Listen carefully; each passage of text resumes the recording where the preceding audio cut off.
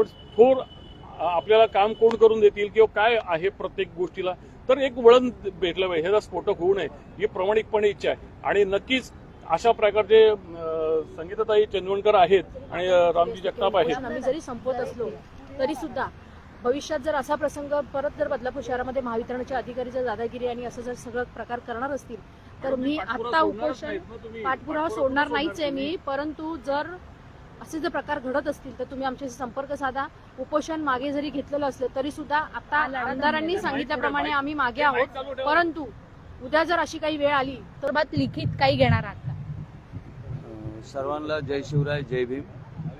मुरबाड मतदारसंघाचे लोकप्रिय आमदार किसनजी कथोरे साहेब यांच्या विनंतीला मान देऊन आम्ही आता उपोषण तात्पुरतं स्थगित केलेलं आहे. आम्ही उपोषण बंद केलेलं नाही. आणि या वेळोवेळी 2 वर्षापासून आमचा स्वतःचा अनुभव आहे. जेव्हा जेव्हा मला आश्वासनं भेटली दोघांनाही, आणि दोघंही आम्ही पाठपुरावा करत आलेलो आहे. पण आपल्या मतदारसंघातले एखादे आमदार व पालक सतत उपोषणकर्त्यांच्या सोबत संवाद साधतायत, त्याचबरोबर चर्चा करतायत आणि महावितरण प्रशासनासोबत देखील त्यांनी चर्चा केलेली आहे. सकारात्मक चर्चा झालेली आहे त्यांनी माहिती दिल्याप्रमाणे.